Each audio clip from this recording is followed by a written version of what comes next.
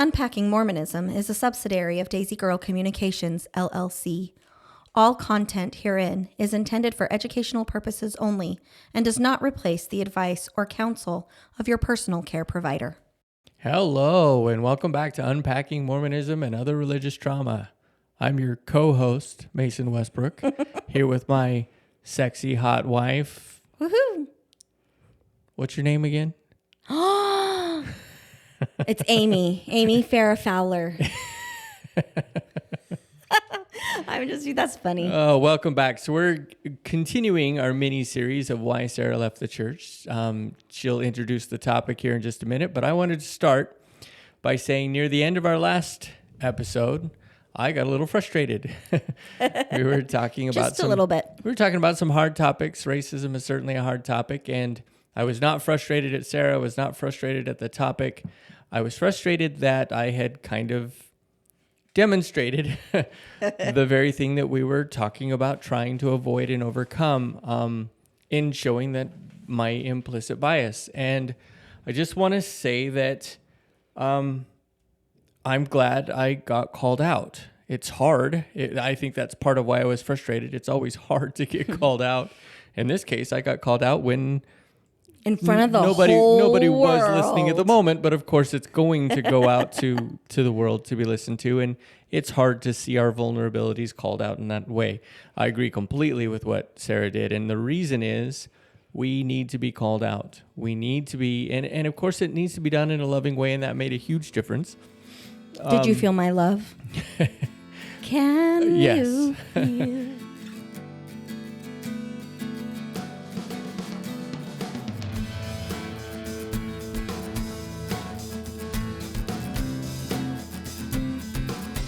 And of course, it makes a difference who is doing the calling out, but we need to be called out. And we need to be able to change. We can't do it otherwise. I don't want to hurt other people because of my implicit bias.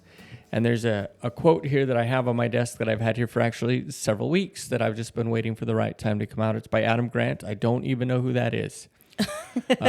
Or where you heard it. I think I saw it on Facebook, which is where it came up from. Go Facebook. But he says, "That's just the way I am," quote unquote. Mm-hmm. "That's just the way I am" is a missed opportunity for growth.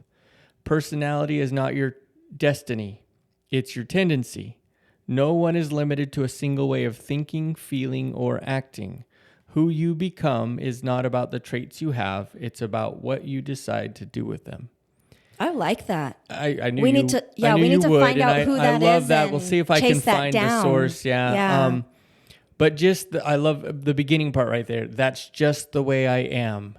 Just doesn't serve us in any way that I know of. And of course, I don't know everything. But any way I can see, it just doesn't serve us if what we're trying to do is change and become better. And so I just wanted to start us out with that. I'm grateful to get called out. Of course, that's happened a few times on this podcast, and it will continue to happen because we're all learning together, especially me. Ultimately, it comes down to Sarah's the professional here. She's trying to help us see things that doesn't make me know everything. No, of course not. Mm-mm. But when we're dealing with sensitive issues and struggles, you're likely to have a better outlook on them than I am because, and we were talking about this before we did this, you deal with this on a much more regular basis than I do. And I think that's helpful. Yeah, so let me slow you down. I don't think it's so much that I'm better at it, more that I am more experienced at it. I'm more experienced at seeing it and identifying it because of the work that I do. But I guarantee that somebody out there is going to see where I'm implicitly racist, maybe even in that last episode. I mean, I haven't listened to that one yet to be critical of myself. I have listened to some of the podcasts that we've done, after I've had some time and space away from it. I was like, oh, I could have said that better, of course. So I don't think it's that I'm better at it. It's just that I have a lot more practice because of what I do for a living. I think that you don't have as much practice because, frankly, you put your patients to sleep. And I still have to work with people though. Right. But we have a different lens. And so in this lens where we're talking about it from a behavioral health view, I'm not better than you. I just have more experience, but in a completely different area, you might actually show up as quote unquote better than me at it because of your level of expertise. Sure. And I don't want to make this about who's better This at what. This is not a competition, Right. This is Mason. not a competition at all. We are competing to not be the best. It is a place for us to learn and grow together. And I just wanted to voice that because it helps us grow. It helps me grow to be called out. It helps me grow to be able to voice my vulnerabilities and recognize that as much as I don't want to be quote unquote whatever, in this case we're talking about racism, I still have my own implicit biases, and I have a lot of experience in some areas of my life, and I have limited experience and in some areas. And you're still a privileged white and I'm still male. a privileged white male. You still struggle with white privilege. Sure. It's still a part of my life. It's a part of who I am. And so I'm fighting to overcome that, or at the very least, be more aware of it. And so this is a part of that. So I wanted to start with that, and now I'm going to turn. Well, and thank you, Mason, because it takes a very emotionally mature individual, somebody who has a desire for self-improvement, to take that. And, I absolutely love that you can take that from me, because there aren't a lot of men in my life who are willing to be called out by a woman in public and manage it with grace. I mean, you huffed. Your voice, your tonal voice, your nonverbal communication skills that only I could see. I could tell you were feeling frustrated. Now, I know you well enough to know you weren't mad at me. But being able to say, hey, our audience doesn't know you well enough yet to know. And so bringing this full circle, I mean, I really admire that. And I think that is one of the strengths that we have in our relationship, is that we can call each other out and still be really good friends and not be arguing. I mean, we processed that for 15 minutes in the bathroom? You did not have to say that part. Yeah. We were in the bathroom, y'all. We had to pee. We're on a time crunch because our kids are going to be out of school soon. So we were multitasking, y'all. Yeah. It kind of smelled bad in there. But yeah, we hashed it out in less than 15 minutes. We did a quick check-in with each other, and we're we're good. Let's go ahead and bring that full circle and come back here. And so I'm really grateful that we have the opportunity to see that on this podcast. Now, subsequently, because of this format and this topic and this stuff, this is my podcast, you're probably not going to have as many opportunities to call me out in this forum as you do in real life. But I do want to make sure that I say, hey, in our relationship at home, Mason, I hope that you can feel, Mason does feel it, y'all. He feels like he can call me out. Don't even question it, because he can. Right, Mason? Right? Uh-huh. So I hope, Mason, you feel comfortable calling me out at home, because you do. And I would say most of the time I handle it with grace. Yeah. And occasionally I'm a total bitch and don't handle it with very much grace at all. And I storm off and I pout, and then we regroup, because we're human. So thank you so much, Mason, for that ownership and accountability. So now I'm going to throw it right back at you. Why don't you introduce the topic for today? Okay. And let's start talking about this. Alrighty. So we are going to be talking about the LGBTQIA issues within the Mormon Church. So lesbian, gay, bisexual, transsexual, queer. I can never remember what the I stands for, and asexual. Mason, can you look up that I? Because I definitely want to make sure that we are representing. And I it's on the tip of my tongue. Well, and like most of what we're doing, not just Mormonism, that's just where we have the most experience. We know that these issues exist in other places as well. Yes. Yeah. But yes, absolutely. So this is another one of those, we're going to see a lot of crossover with the world outside of Mormonism.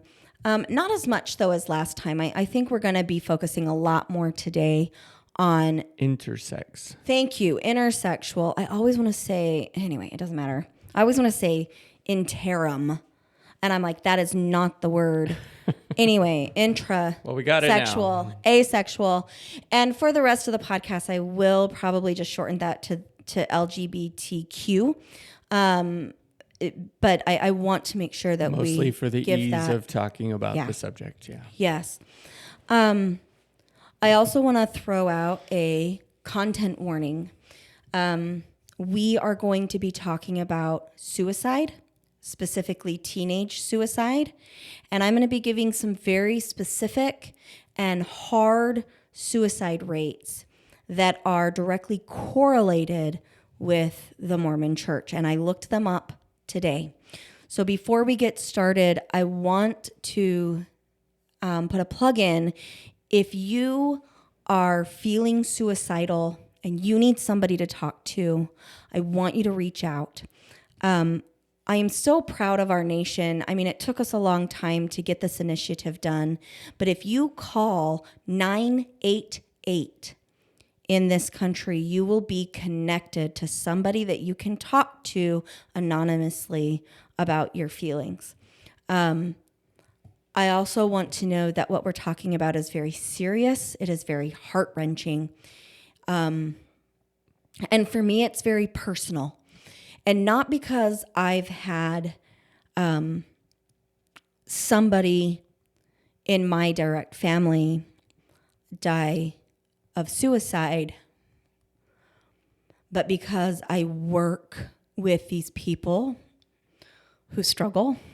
I work with people both in the LGBTQ population and people outside of the LGBTQ population who struggle with suicide. And I want you to know that I've struggled with it in the past as well. And it is a terrifying, lonely place to be. So please, if you are struggling, dial 988 or any other of the suicide hotlines, either specific for your state, and talk to somebody. If you can be on the phone with somebody for 11 minutes, that is our science marker. It is if you can choose to talk to somebody for 11 minutes, the risk of completed suicide goes down significantly. Choose to speak for 11 minutes, please. We love you. We need you. And we're gonna dig in. I think that was terrific. Thank you. We absolutely need you. And it's incredible to me, too, that you can talk to somebody for just 11 minutes and make a huge difference in the outcome of your day, your life. Yeah. I'm sure that's probably consistent with a lot of other things that we might do. And so thank you for sharing that. Well, and when I was working as a military family life advocate, counselor, or MFLAC for short, at Fort Leonard Wood, when we first moved to Missouri, I took a contract in and worked down at Fort Leonard Wood for a little bit. And I worked with the MP unit there, and I gave some continued education to the drill sergeants in for the basic trainees on suicide prevention. And one of the things that I want to put a plug in that, Mason, we probably need to do a whole other podcast on, because today is not the day for that. But so often we focus on things like 22 veterans die a day of suicide. Let's do 22 push-ups. Let's send this, Facebook message to 22 friends, or let's do this.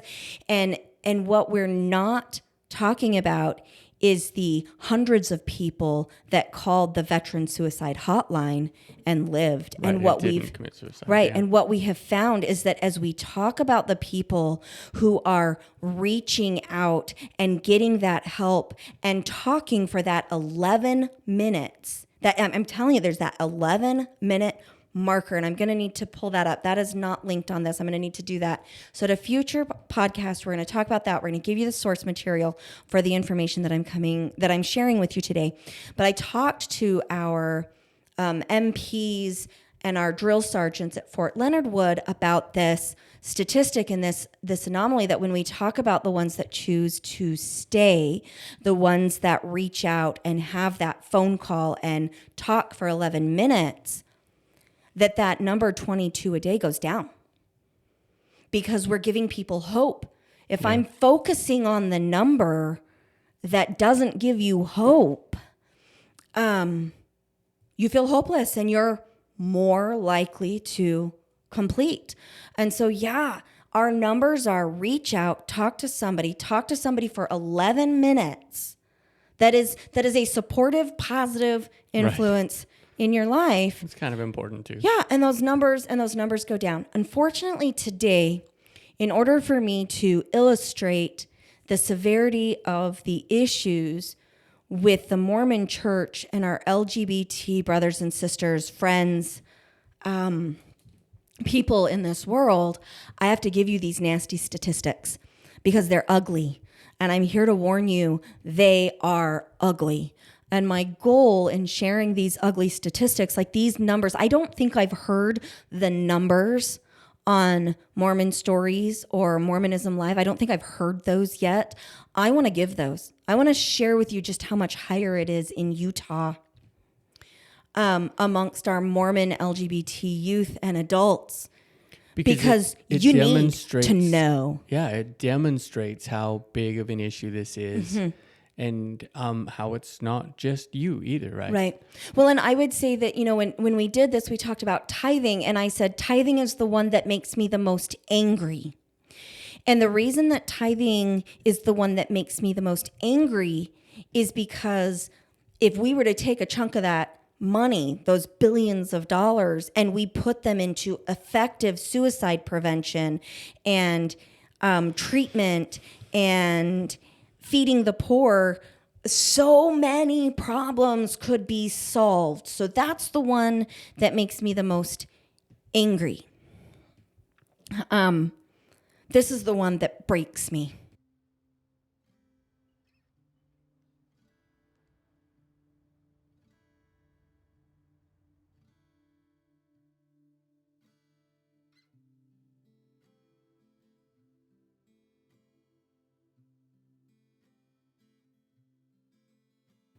This is the one that this is the one I'm going to, when we talk about what broke your shelf, I don't ever feel like I had a shelf. Right. But this one cracked my well open and dried me up. This is the one that broke me. I don't think you had a shelf because it wasn't academic for you. Right. This is a lot more about feelings and the way that people are getting treated and stuff. I don't think that goes on the shelf. At least it didn't go on the shelf for you. And I think that makes a big difference. Yeah. Thank you. Well, and I am definitely a person. I learn through experience. I interpret life through experiences. I talk about experiences every day at work. It's Really? my passion is stories and experiences and real life. It's what I love. I love the messiness. I love the rawness of it. And I love watching people overcome and get better. All right. Yeah. So you ready to dig in? Let's do it. Jump in. All right. Head first. So no, growing feet first. Feet first. Okay.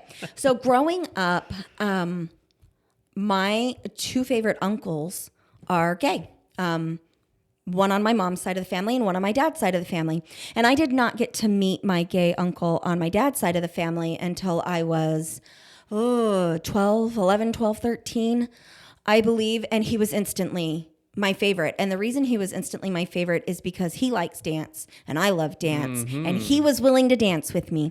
Between that uncle and I, there's not a huge age gap. He's one of my younger uncles.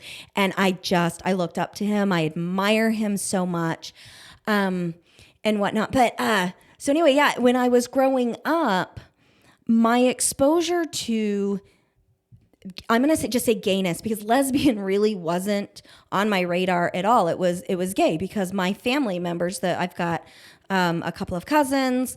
One of my cousins that's closest to my age, also one of my favorite cousins is gay, and my two favorite uncles are gay. And so really for me, the radar was gay men. And I loved them completely because they were my playmates.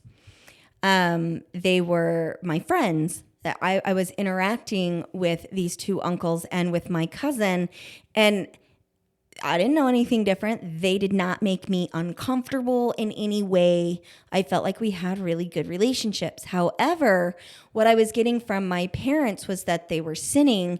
And the other message that I got, especially from my dad, was that they were dangerous to me because gay people were child molesters. And I remember thinking when I was really young, and I actually share this in my book that's coming up, is that I don't know what a child molester is, but they got to be pretty cool because my Uncle Dallas is one and he's pretty darn cool, according to my dad. See, now, I want you to know my Uncle Dallas, who I call him in my book as Uncle Dallas.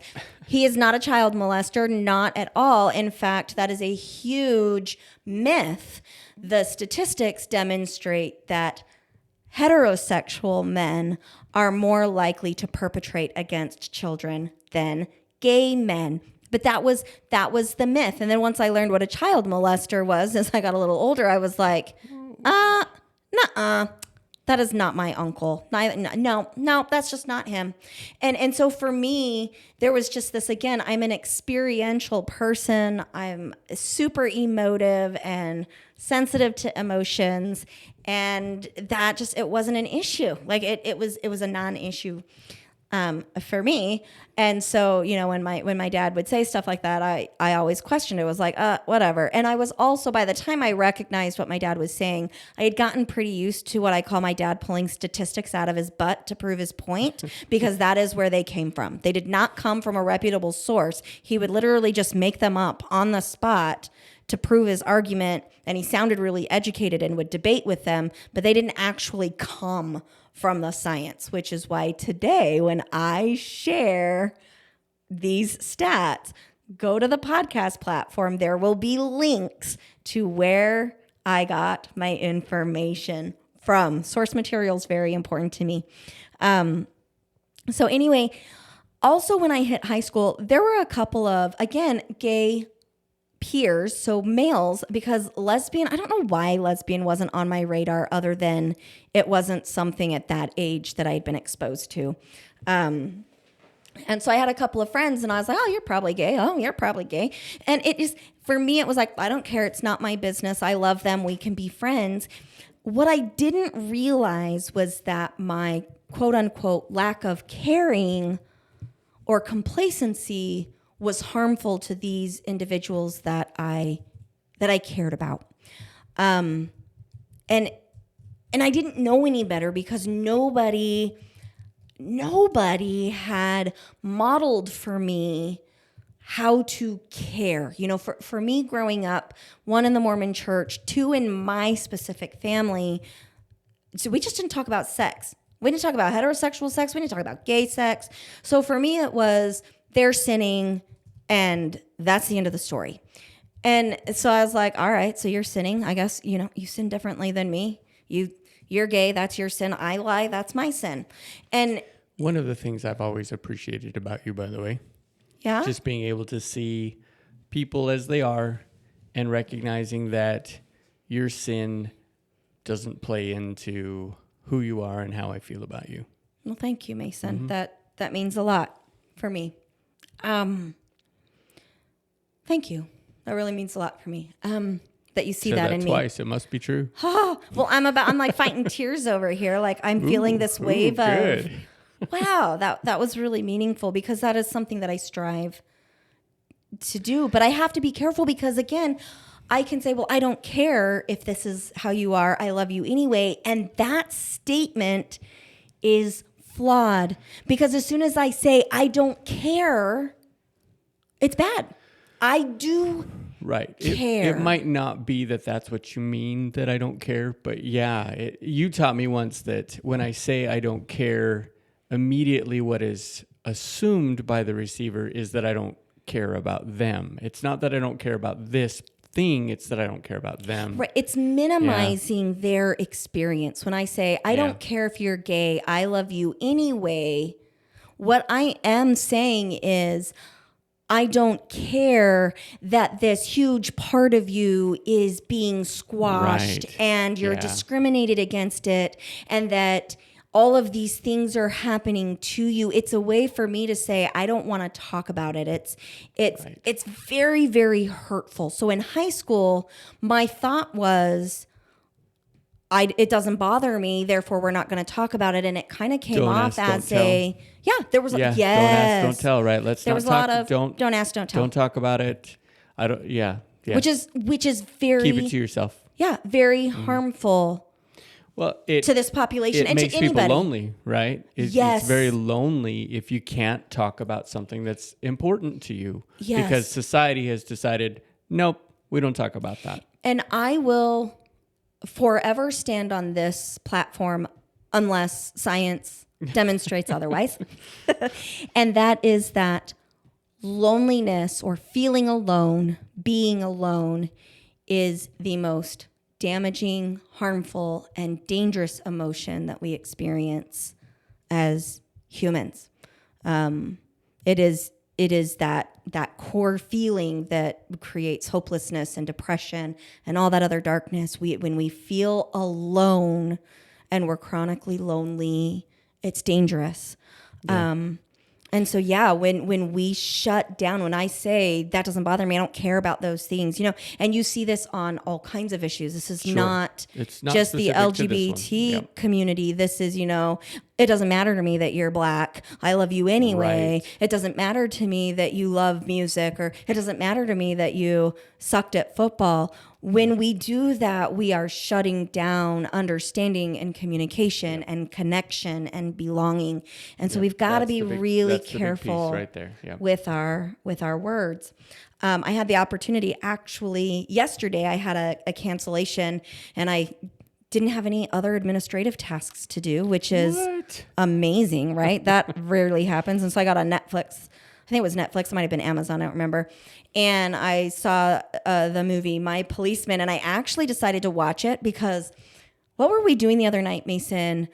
We were watching something, and we got on the topic of who's on our list. And so I looked up, who's the sexiest man alive? Like, who does the world think is the most sexy or something? And Harry Styles, right? Harry Styles came up, and I was like, I have heard a lot about Harry Styles recently, and I have no idea who he is. Mason, who is he? And you're like, music artist, an actor or something. And so I got on yesterday, I think it was Netflix, and I found the show My Policeman, and I was like, it's got good ratings, and Harry Styles is in it. I guess it's time for me to see who is this Harry Styles guy, and why is everybody saying he's, one of the most sexy men alive? And you know what? He's a good looking dude.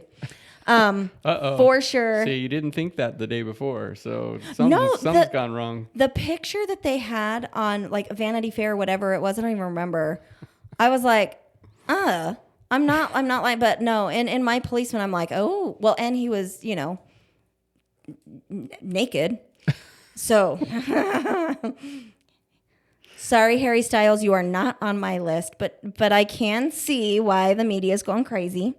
So anyway, but I watched... Moving right along, yeah, okay. Squirrel, ADHD, squirrel. Okay, so anyway, I was watching the movie My Policeman, and the thing that really stood out to me about that show yesterday is that they demonstrated, that being homosexual was illegal, and the stoning and beating and discrimination, and, they called them perverts and whatnot. And that was filmed in, I want to say, the late 60s. Like the time period it was representing in their flashbacking was the late 60s. And it's, things have definitely gotten so much better. Oh, we also read that book, The Hardest Thing Isn't Leaving. Mm-hmm. And that was about a lesbian woman who left a cult, a cult, not the Mormon cult. It's about both of those things, yeah. And she's a gay woman, and also the experiences that she had as a gay woman of being beaten and whatnot. And when I've worked in the judicial system, I've worked with lots of lesbian and gay individuals who also talk about, like, this is not a thing of our distant past. This is our recent past still, people my age who are gay or lesbian, so I'm 41, people my age being beaten or spit on or jumped or raped or whatnot because... Not passively discriminated, but actively discriminated against. And so I felt like... So my movie review of The Policeman is it was kind of slow. It was difficult at times to stay engaged in. The sex scenes were a little flat. I was like, come on, let's make this. They were not passionate sex scenes like on The Outlander, where I'm like, wow, that's just art is sex. Like sex is art on The Outlander. Okay, content rating. Hey, Alex, we're going to need to make this one explicit maybe. So anyway, I think sex is art. Yeah. I do. Yeah. I believe that. It's very beautiful. Anyway, so they kind of fell flat in that movie, but I loved the message. I loved the story. I felt like they did a good job there. Okay, so moving right along. Yeah. Back to your story. Back to my story. Okay, so for me, the LGBTQ issues within Mormonism really came to my radar during Prop 8, which was 2008. Mason, you and I were living in El Paso at the time. And one of the things that really stands out for me is that this was the first time in our marriage where we were very obviously on opposite sides, politically speaking, on this issue. So much so that it caused an argument between the two of us that lasted for a long period of time.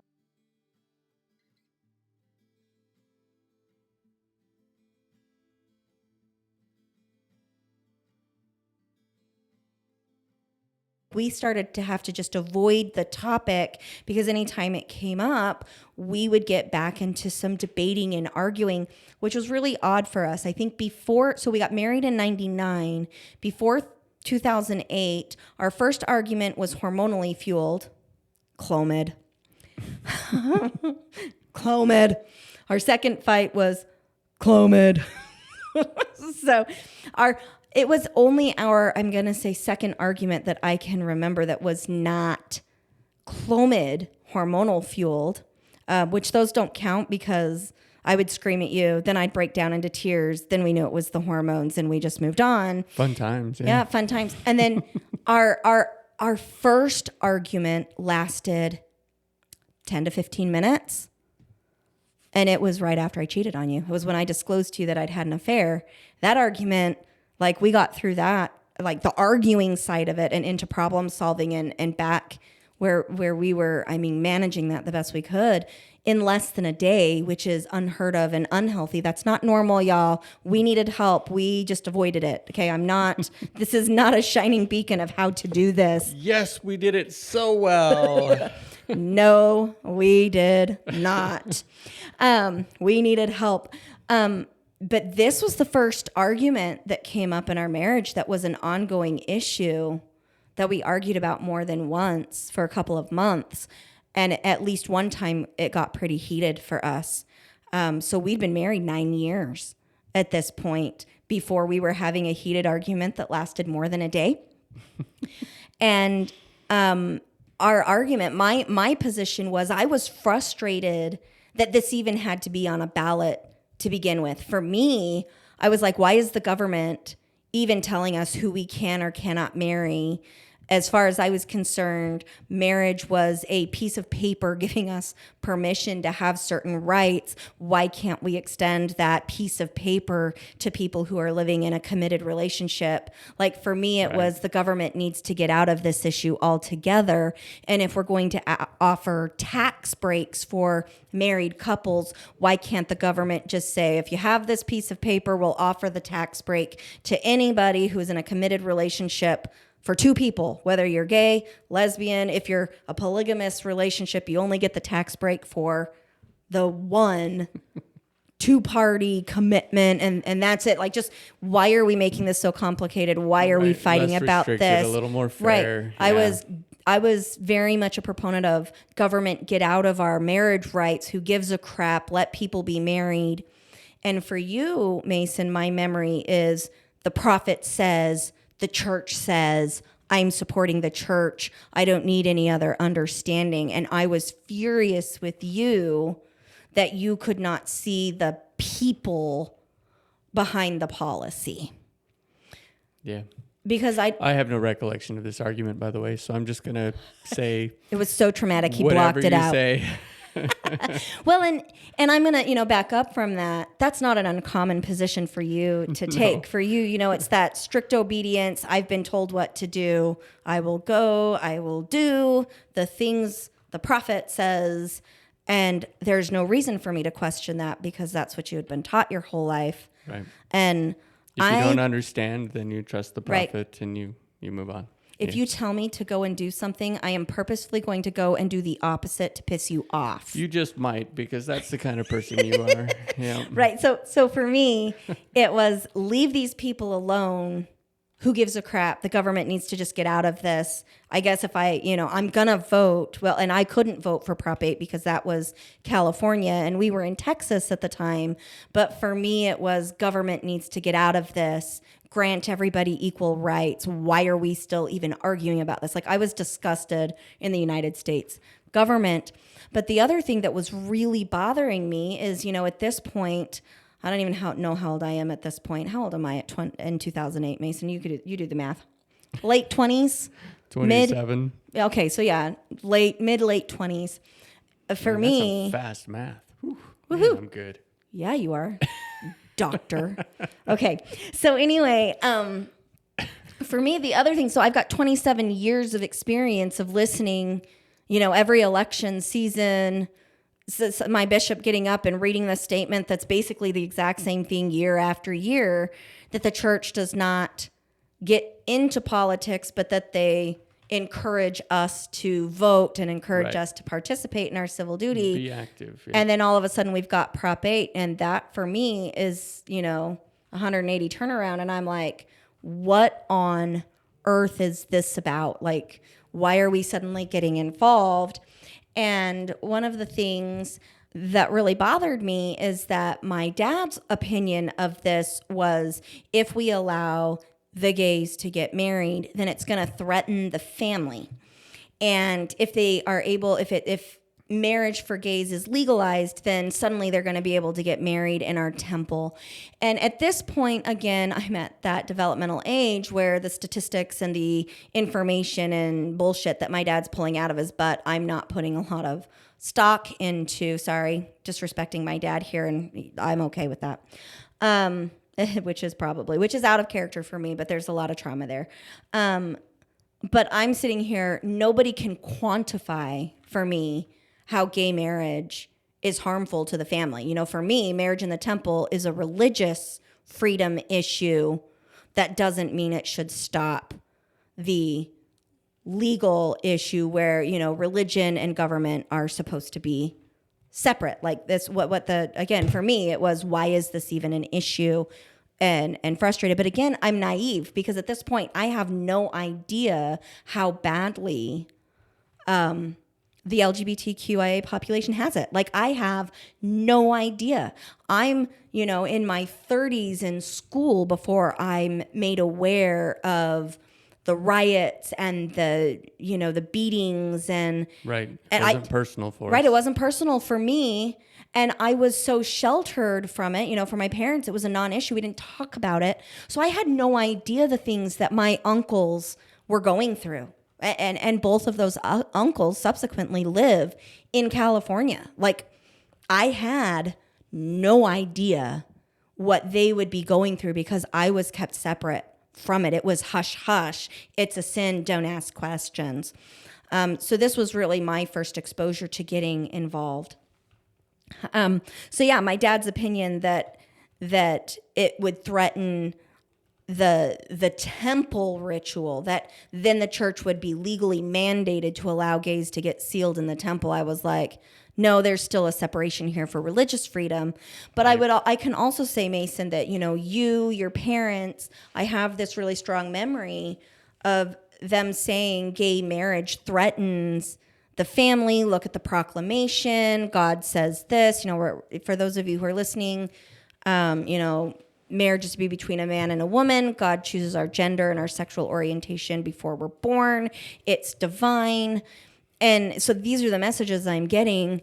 But for me, it's just not clicking. It doesn't make sense how if my uncle gets married to his life partner, how does that harm my children or my family? It doesn't. Moving right along, I start my master's program in 2009. So this is after Prop 8. Prop 8 passed, right, Mason? No. It did not. It didn't. It did not pass. It has since passed. It has since passed. Thank you. It did not pass then.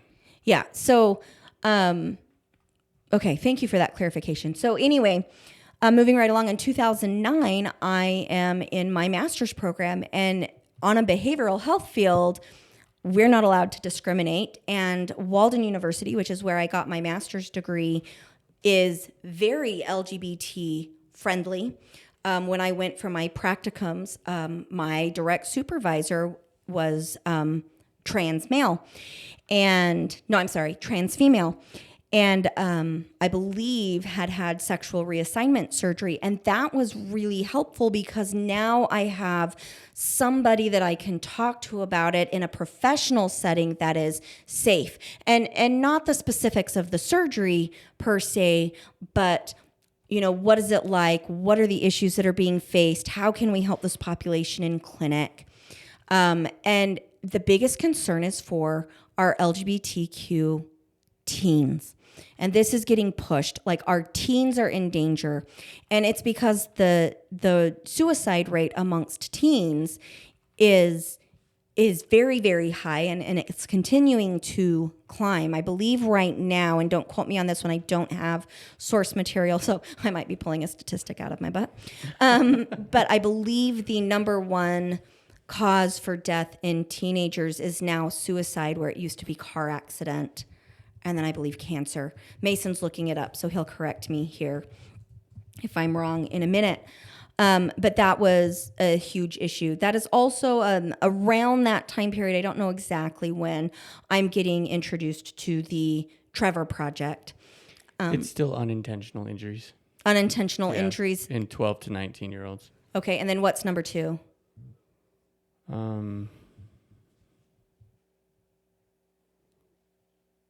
Homicide. Then suicide is 11%. Yeah. So 73 of those injuries, of those 48%, 73% are motor vehicle accidents. Other leading causes are homicide, suicide, cancer, and heart disease. Yeah. So that's something easy for you guys to look up and just take a look at. So thank you, Mason, for that. So I'm becoming aware of the Trevor Project around this time, and as well, which is suicide prevention project. And shout out to the Trevor Project. It's a great charity to donate to. They do great work over there. So plug in for them. If you have money that you would like to donate something to, I recommend donating to the Trevor Project because they do really good work there. They're very active in suicide prevention, not only of teens, but of adults as well. You're looking at me because I'm thinking, right? Yes, it's you're funny thinking, and I'm like, did I say something wrong? No, it doesn't have anything to do with you. You said the Trevor Project. So it's like, all right, let me just look at the Trevor Project. And of course it comes up, and the first thing it says is, you deserve a welcoming, loving world. But then a little cookie pops up that says, to quickly get out of this site, hit the escape button 3 times. And just the idea that they would have to, that someone could be looking at this site looking for love and welcoming, but has to have an escape from it, is indicative of exactly why we're here talking. So that's all I wanted to do, is just kind of how are interrupt. you taking that escape? Well, I just think that it's like, what in your brain, how are you interpreting this escape button? What does this mean? I mean that the person looking here, I'm thinking of a teenager that is struggling with what their sexual identity is, whether they've figured it out, haven't figured it out, but they're in an unsafe environment. I'm thinking of family members, parents, or whatever, that they might come in and catch them looking at this kind of stuff, and it's not safe for them.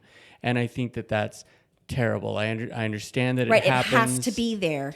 I understand that it happens, and I think it's wonderful that this site is so aware of that they've added that in. But I think that is a sad, sad piece of our society, that we cannot accept people as they are, regardless of why this happens. I've been relatively silent on this podcast. I'll probably continue to be that way because I don't really know where I stand on this particular issue. And what I do know is that I don't want to hurt people, and I want to learn to love people exactly as they are. And sometimes it's easy, sometimes it's not easy. I mentioned it with you because it's one of the things that I admire most about you, and it's one of the things I struggle with. And so I don't want to inadvertently say something that is going to hurt somebody who's in struggle. And I don't really know where I stand. So this is your story. I want you to be able to tell it. You're getting emotional though, Mason. What's going on for you? He's crying for those who can't see. I've had too much water today. Whatever. I don't really know. I'm not happy with a society that it has made it unsafe for people to talk. Yeah. Like if you believe that, coming from my background of Mormonism, right? You believe that being gay is absolutely wrong. Okay, fine. I'm going to go with the premise that that's what it is. It is what you believe. Okay, fine. But if you've created an environment where someone cannot even talk to you about what they're struggling with, like I'm not saying this 14-year-old kid is gay. I'm saying that they're struggling with same-sex attraction and they can't come to the person who loves them most or is supposed to love them the most in their life, cannot come to them to talk about it. So they have to go somewhere else, or they get so stuck inside themselves that they feel that the only option is to go kill themselves. That is not the society I want. I don't think it's the society that Jesus wants, or Muhammad wants, or Buddha wants. I don't think any major religion really wants a society where we cannot talk about what we're struggling with. And that's what we've created. And so that's why I'm emotional, is I don't like the fact that's the case. And I can see in myself that as I grew up, there was some of that. And so it's scary for me that implicit bias again, right? That not even knowing it, I could have pushed my children away, or a brother or a sister, a cousin, whatever. I could have pushed them away because I was not allowing them to talk. And that's what hurts me so much, is that we've created a society, and this issue in particular, we can't talk about it. You can't hide your race. You're black, you're white, you're green, you're yellow. You can't hide that. You are what you are most of the time. But you can hide this. And too often, hiding it is the death of you. And that's what scares me. That's why it matters so much. I really love that you've said that, and I love that you've said that with so much passion, because in our Mormon community, our children have to hide it, which is why there's an escape button on a website like that. Because if a Mormon teen is in a home where they are not safe to be gay or lesbian or trans, in their own home, on their own device, if a mom or a dad walks in the room, they have to hit that escape button 3 times so that it eliminates any trace that they've been on that site, where they can get help, where they can find out that they're normal. That's bad. And we're going to be talking about statistics that are supporting why we're saying this is an issue in Mormon homes. Yeah. One more thing to add to this, it says explore topics. This is just the very first page. Right, you're on your homepage of explore topics. A Google search of the Trevor Project. I'm on the website for the Trevor Project. Okay. But under explore topics, it highlights resource center, And of those things, there's 5 things there. Sexual orientation. Okay, good. Talking about suicide. Gender identity, mental health, and community. And it's so incredibly indicative of the big things that these people are struggling with, that it's showing that we're, as a society, not doing a good job of supporting people in crisis.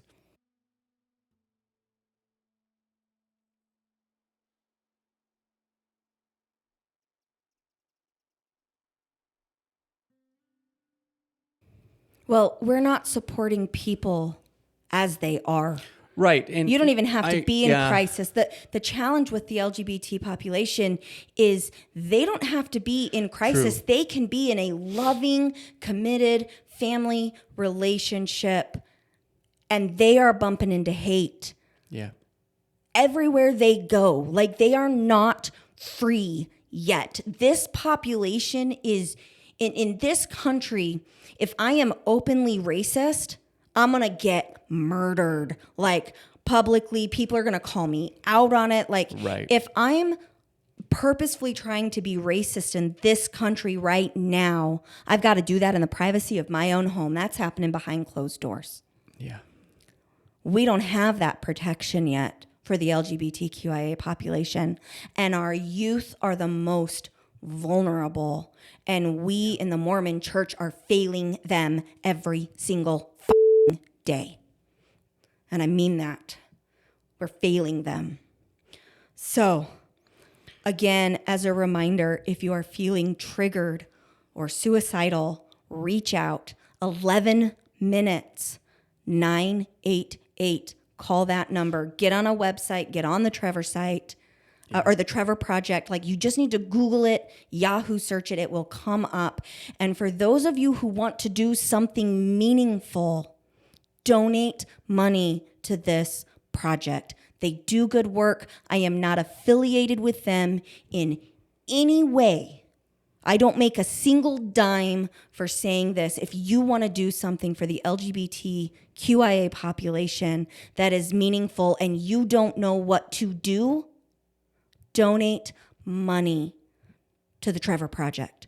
They do phenomenal work. They are reaching our kids.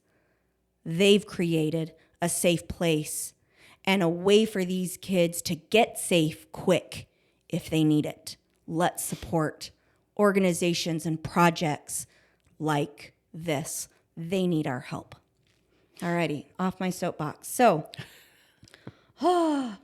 So in school, as I'm starting my practicum, so my practicum is my clinical experience before I graduate with my master's degree. And I have to do, I don't remember, I want to say it was around 2,000 hours before I could get, that seems maybe a little bit high. It was 1,200 hours, I think. You spent a couple of months working with them, 3 months, I think. No, so. I spent a total of 9 months working basically full time in a supervised practicum environment before I graduated with my master's degree. Because of the Army, I did that at 2 different sites. Well, also because of an emergency that was unforeseen, I did this at 2 different sites in 2 different states, one in North Carolina and one in Texas. And my supervisor for my first practicum was a phenomenal counselor with a lot of shit going on in her life.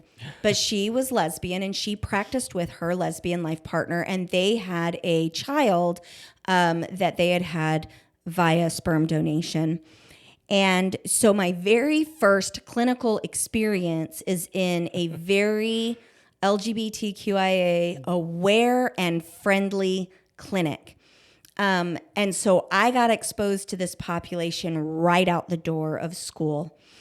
And so my experiences with this population is good people, upstanding community individuals, less likely, like all these myths that I have been told my whole life, that they're sinning, that they don't have the spirit, that they're evil, that they're child molesters. all of these myths, they are being busted. I've got my LGBTQIA bubbles popping left and right, and I am falling in love with this population because once I was able to demonstrate that I was safe for them, they were showing me how much positive change could happen because of unconditional love and acceptance. Like, they gave that to me. And I hadn't ever had that before. Like, I was watching people bloom and blossom and change and get healthy and find community and heal because I wasn't judging them. And I'm forever grateful for that. And now I will say that my practicum went to hell in a handbasket due to an emergency, an issue that occurred that none of us could have predicted. And I was devastated. It was devastating. It was traumatic. And that is a story for another day and another book and whatnot. And it had nothing to do with the sexual orientation. Right.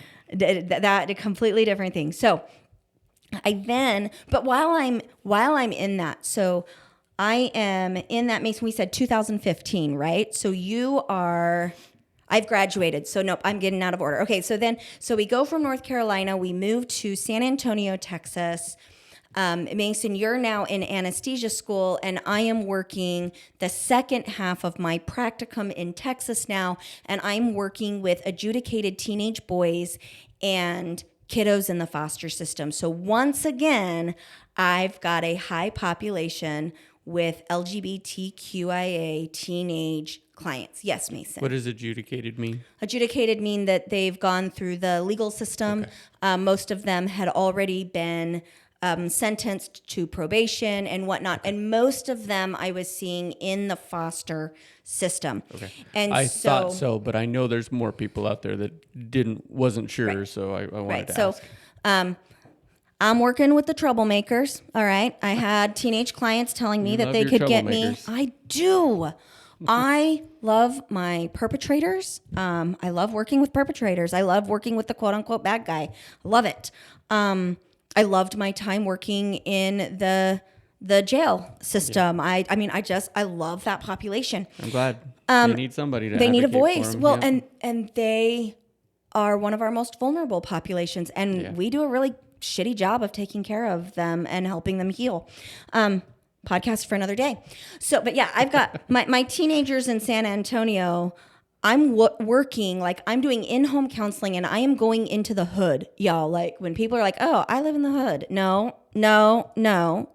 I've been there in San Antonio where I'm walking into houses and the foundation is the dirt. Right, there is no foundation below their feet. Like I'm meeting people in lean-tos. I'm watching teenagers have sex and shoot up on the park benches of the bus station where the cops are driving by and they're waving at each other. Like, y'all, I've been in the hood and it was very eye-opening. And so one of the things that my poor kids, they're like, you know, they'll be out with their friends and their friends will be like, oh, my mom's going to be so mad if I cuss. And they're like, oh, come to my house and cuss. My mom does not care. Like, you want to come to my mom and be like, hey, can I get some, protection? I'll be like, oh, you need condoms? Let's go get you some condoms. Like, I'm that friend, y'all. So out there, your kids are coming to me both in clinic and my children's friends who are like, hey, Miss Westbrook or Miss Sarah, I've got an issue here.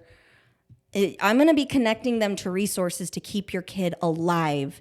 You may be angry at me for doing it, but your kid is alive, damn it. Be grateful for that, because you just don't know how many kiddos that I have been able to connect to resources that have kept them safe and alive in crisis. I love my kids. Yeah. Love these teens. So anyway, I graduate with my master's degree in early 2014. I start working almost immediately. I think we're in Killeen at this point at Fort Hood, 2015. 2016. 2016. Okay, so I'm still in San Antonio then. You're doing some service and stuff, I think, not in San Antonio. I'm back at Fort Bragg in North Carolina, and I am doing. Yes, I'm working. I did not get a job there because I knew that we were only going to be there for a short period of time. And I was in anesthesia. And you were in anesthesia school, yeah. But you were in your internship supervision stuff prior to graduation for anesthesia. And so I'm working in suicide hotline call centers. I'm doing a little bit of volunteer work in some of the churches in that area. And again, I'm working with teens who don't feel safe in their homes. Recurring theme. I'm also the early morning seminary teacher, and my class is the misfits of the ward, and I've got kiddos that I know are doing drugs in my class. They're not doing the drugs in my class, but that's a good distinction. they're not doing the drugs in my classroom. I do draw the line there. Your children are not allowed to do anything illegal in my home, nor will I provide them with anything that is illegal in my home. I do have boundaries. But my seminary class, I know which kids are doing drugs, and they're talking to me, and I'm like, hey man, you need to go down to this place. You need to get help from here. Let's get you cleaned up. Let's make, let's do these things. And I'm kind of adopting these kids. And one of them is basically my son still. I mean, he's unofficially my son. And his son is my grandbaby. Just because he needed a mama. And so I became his mama. So yeah, I'm still working with this population. And in 2015, the church comes out with the ban for kiddos of LGBTQIA parents. And I'm going to tell you right now, it broke my soul. Because I remember hearing that, I threw up. I don't think I ate for 3 days after it. I was furious. I have never been so angry. For me, I knew in that moment that prophets, seers, and revelators in the Mormon church were not what they claimed to be. In that moment, they weren't real anymore. They were all frauds in that moment, because I've been taught from the time I was little that we'll be punished for our own sins and not somebody else's transgression. So I don't believe that being gay is a sin. Have not for a long time. And suddenly these kids are being punished because of their parents' sexual orientation, which I do not believe is a choice. That myth for me is that's a myth. It's not a choice in my brain. In any way, and I think the science backs that. But even whether or not it is, right, these kids have nothing to do with that. Right. And not only are they no longer allowed to get baptized with their peers, they're being singled out, but they have to disavow a part of their parent. And I'm looking at this going, this is damaging families. This is hurting family relationships. This is causing trauma, and my God won't do that. Now, obviously, I've never read the Old Testament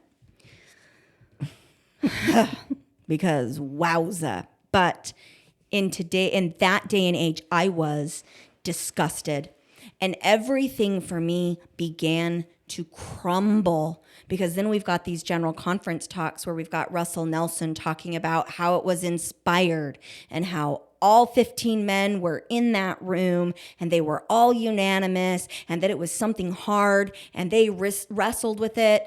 And I was like, y'all f***ed up, because that does not come from God. Now, fast forward, we now know, go see Mormonism Live. They were not all 15 in that room. They were not all in unison. That was a cockamamie story. They were lying from the pulpit, and that just pisses me off even more. Yeah. By the time they reversed it in 2018, it was too late. It was too late. It never should have come up in the first place. So for me, that just I was just disgusted. I was relieved that it had been removed. But we looked up the statistic today. In Utah, in 2015 to today, so prior to that announcement to today, Utah teen suicide rates increased 141%. We are talking pre-COVID increases, 141%. And the jump occurred in 2015. That is a really strong correlation. Now, I can never say it's causation. We can't say it because when you understand statistics, we do not have the data to say causation. Right. But you can say correlation. But that is one hell of a correlation. Yeah. And that is an ugly correlation amongst Utah. Now, I didn't even look at the numbers in our other Mormon Belt areas like Idaho and Arizona and that little bit of Montana and that little chunk of Washington and sure, California. Pieces of California. Yeah. I didn't look at those numbers, but in Utah, we got a 141% increase in teen suicide. And that increase jumps in a statistically significant and ugly way in 2015. And it has climbed rapidly since then. So Mormon Church, you broke it. As far as I'm concerned, you broke it. Who's passionate now? Oh, I'm pissed. I'm pissed right now. I'm feeling pissed. Well, I'm not blowing out my microphone, though, because I can see where my little and I levels don't are. mean to make light of it at all, because it's a very serious issue for some people, and it needs to be a serious issue for more people. Right. So I don't mean to make light of it, but sometimes when you're dealing with hard topics, a little chuckle here or there can help to kind of just ease the tension and help us to accept it more. So yeah, that is not to make light of it. That is to help us continue to drive on with a difficult topic. Well, and the challenge here is that it opened up a whole lot of opinions. Something that beforehand, we're getting kind of this consistent, it's a sin, and then we get, it's okay to be gay but not act on it bullshit, and we're getting like all these mixed messages. They're a little bit more subtle. 2015, now we've got this, what I'm going to call the great divide of people's responses. And what's happening is, parents, you're teaching your kids, your little kids, your 2, 3, 4, 5, 6-year-olds who are listening to you talk on this. You are teaching them today if they can trust you with this. You are teaching them today if they need that escape button on the Trevor Project. Congratulations. Well, no shame. Oh, I'm sorry. No shame. But we do need to recognize that that's what's going on. And it's really hard to, we all know how difficult it is for kids to talk to parents about hard stuff sometimes. About anything, yeah. Teenagers are not want to share hard stuff with their parents. But we create that environment. Right. And we can't go to them and say, hey, I want you to know I'm safe for you to talk to me. That's not going to work if you haven't created an environment for it. So no shame, but we want you to recognize that you're building that environment now for what they'll be comfortable talking to you about later. Thank you, Mason, for calling me out. Right when I said you're not going to be able to, then you get to. No, thank you, because you're correct. Shame, in the words of Brene Brown, shame never helps. Right. One of the few nevers that we adhere to in. So thank you, Mason. Yeah. We are teaching our children today whether or not we're approachable about this. Yeah. 100%. Alrighty, so here's our statistics.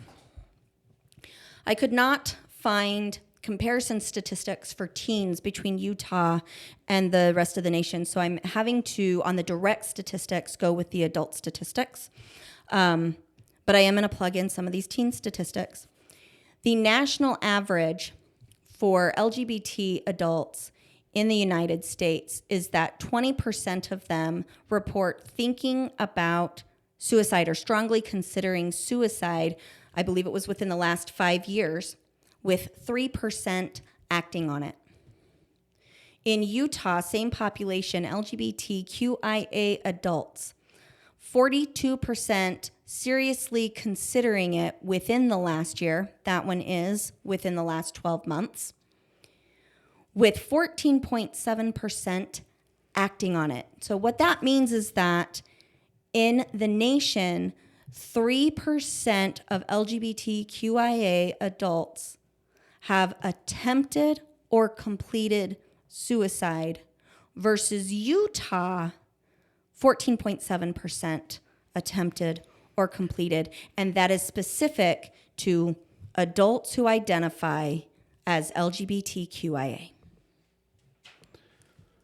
But you can spend some time with those statistics and think that the way that you said that might not be completely accurate. But if you just look at the numbers, in Utah, twice as many LGBTQ adults consider suicide seriously. More than twice. It's 20% and 42%. So just a little over twice as many. But 5 times as many act on that. Mm-hmm. 5 times as many act on that. And that's just the people that we know have admitted to being LGBTQ, right? So there's others out there. Yeah. So let's talk about our teenagers in Utah. Utah teenage suicide rates are higher than the national average, with 46% of LGBTQIA Utah teenagers reporting that they seriously considered suicide in 2021. Utah rates are 1 in 4 LGBTQ teens will attempt or complete suicide compared to 3% as the national average. That's 3% versus 25%. That's 8 times as many. Yeah. That's not just a statistical aberration. Right. This isn't a little more. This isn't slightly more significant in Utah. The other thing that I was reading that I'm not sourcing on here because it's not from a source that is peer reviewed, but that Utah teens and adults see a jump in attempted and completed suicide within 14 days after General Conference airs.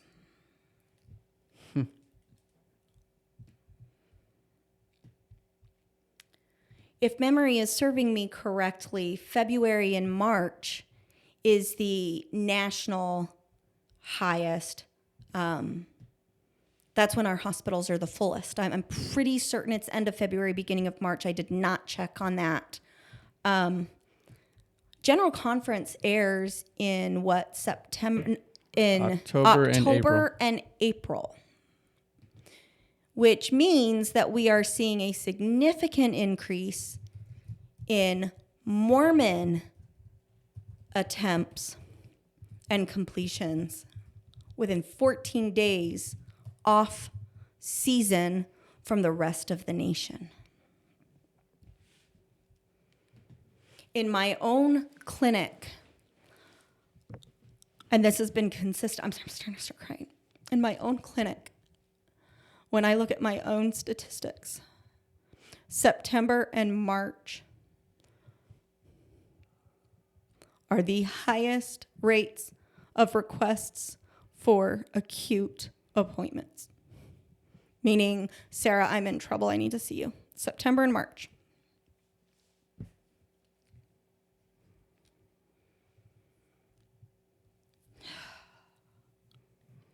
Y'all are failing our kids.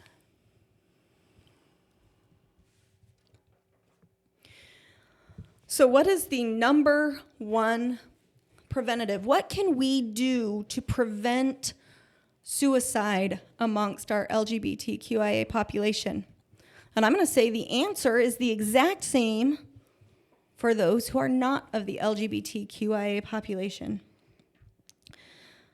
The greatest prevention for attempting and completion of suicide amongst our teenagers, reported by the teenagers who are in that place, and supported in the research across the board is that they need to feel like they are accepted and loved for who they are, and that they have a support group that they can talk to without feeling like they are being judged. At its very core, the Mormon Church is judging our LGBTQIA youth as being a mistake, as being sinful. And even though they can say being gay is not a sin, acting on it is, when we begin to attack or control human sexuality, we are in a position of abuse. Our Mormon teens do not feel safe talking to the majority of their leadership about this. In my clinic, when I have Mormons who are post-Mormons, are Mormons, teenage Mormons who identify in the LGBTQIA population, I ask them, how many people in your ward or in your church community can you talk to about this? And you know what it is? It's one or two. Usually that's what I'm seeing in my clinic. And I can't even tell you how many of it is zero. I can't even, I would have to go through and I probably need to do some internal research on this. How many of my teenagers feel comfortable telling their parents? This is a Mormon problem. Because for my non-Mormon clients, they feel safe telling a school counselor, a teacher, a friend. But in those highly populated Mormon communities, they don't know who they can trust. It's like, I'm going to compare this to the Jewish Holocaust. They don't know who they can trust and who's going to tattle on them. And that is why on the Trevor Project, you can hit the escape key 3 times quick and it will shut down immediately because they don't know who's safe. So what can you do? If you are LGBTQIA friendly, put a rainbow sticker somewhere that's visible. I have one in my office. Well, and I know that this is a hard topic for people, particularly from Mormonism, because you have your beliefs one way or the other. You know, you don't want to put up the rainbow because you don't want to feel like you're supporting that lifestyle. Okay, fine, I get that. But if we can push past that, you know, I read something, I think it was on Facebook again. Obviously, I spend too much time on Facebook. But it was, you know, in the end, maybe God will care a little bit about the policies or the covenants I didn't make or things like that, things I didn't do that maybe I should have. But I absolutely know he'll care about the way that I treat people. And so I choose to focus on that. I choose to focus on how I treat people, because maybe Jesus and Muhammad and Buddha weren't very ambiguous about some of their standards for how we live, but they absolutely were not ambiguous about how you treat people. Can you restate that?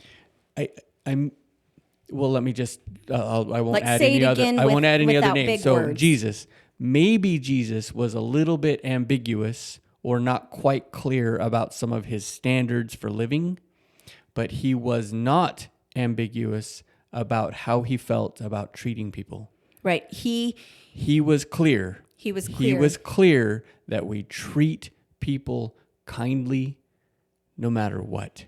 Right. I would say, if we make a comparison, Jesus's leprosy was equivalent to the AIDS virus and HIV in the 70s, 80s, 90s. 60s, 70s, 80s, 90s. Granted, he had the ability to cure it, but he hung out with the lepers. He hung out with the prostitutes. All right, y'all. He hung out in the hood. He did not hang out in your high and mighty palaces, in your marbled buildings. He didn't do that. He hung out in the hood with the hookers and the lepers and the sinners and all the people that were throwing stones at here. That's what Jesus did. Now, whether you believe in the mythical Jesus, the historical Jesus, the radical Jesus, however you view Jesus and you look at that Bible, he hung out in the hood. Well, and whether you believe that he was there to correct their behavior or not, okay, fine, take it for what it's worth. But the scriptures don't say that. Right. The scriptures say he was there with them. And I would expect that if Jesus is who he says he is, that he was helping those people to live better too. But that is not why he was there and not why he was accepting of them. And we need to do a better job of becoming them. Now, I did look at, as I was doing some of the statistics, look, according to the CDC, over the last 2 years, let me find this real quick. Right. Our suicide rates have increased substantially because of, and we're assuming because of COVID. Go ahead. Suicide rates, this is just in general, not with LGBTQ. Suicide rates increased 36% between 2000 and 2018 and declined 5% between 2018 and 2020. We're getting the message out there. I think what's going on is we're getting the message out there. We're putting more out there that will help them. A lot of this, veterans have a real issue with this too. And we're getting out there and we're helping people see that there are better ways to deal with what's going on in their lives. Well, and we've created resources for them that are effective. Like There's we stuff. put some money into researching this. There's stuff available. And so for those of you who might be struggling or thinking about that, there are resources available and we hope that you'll take advantage of those. The thing that really bothers me is that, yes, that's the national average. And then they did go back up again with COVID. And hopefully we're tracking on the way back down. But I don't think those numbers have been publicized. If they have, I have not seen them yet for our post-COVID suicide rates. However, they are not going down in Utah. As far as I know, the last time I looked, they are steadily climbing still. Which should cue us into the fact that there's an issue. Right, there's an issue there. Maybe it's not related to this particular issue, but there's an issue. So again, what can you do? Number one, if you're struggling, hotlines save lives. They save them. 11 minutes. You choose 11 minutes. You talk to somebody for 11 minutes. You don't even have to talk about what you're feeling. Just talking to somebody about something that makes you laugh or giggle, being heard. Reach out to somebody who will hear you. And if you don't have somebody, call 988. Call 988. I believe even on a deactivated cell phone, just like 911 goes through, I believe 988 will go through. I'm not positive on that, but I think that it will. Okay, so that number one, reach out. For those of you who are responding, 11 minutes. Keep them on the phone for 11 minutes. There is lots and lots of research that supports the 11 minutes. If you are like Mason and you're not sure where you are on this and you're not sure if you are the safest person for somebody who is struggling with this population, be like Mason and refer them to somebody who you know is okay with it. Do that. Like Mason knows when he's got somebody coming up to him and if they approach him with LGBTQ stuff, I love you, Mason, because you're able to say, you know what? I'm still unsure about where I stand on this because of my history, but my wife, like, go talk to her or call this number. Given the time to do that. Or refer to those people who are safe. And again, for those of you who if you think you're safe, those rainbow stickers, put them up. I cannot tell you, our teens are looking for that. Tag it in your social media. Put it on your car. Put it in your windows. Hang a flag. Do those things. That is a signal to that population that you're approachable. So if kids don't know if you're approachable, put up your flags. You've got your rainbow flag and then your pastel blue and pink flags.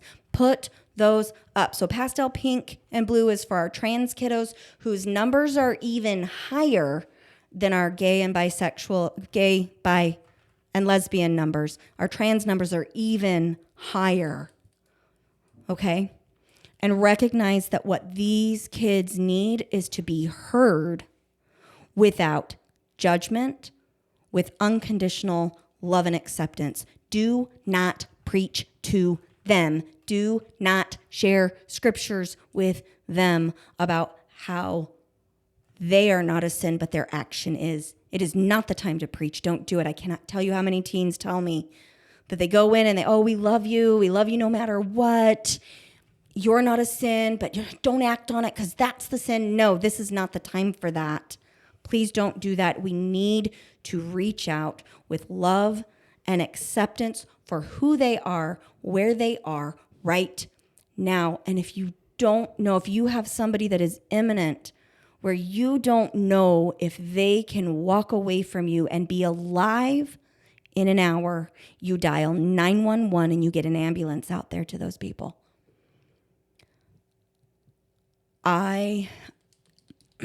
Again, this is what broke me for the church. This was my break.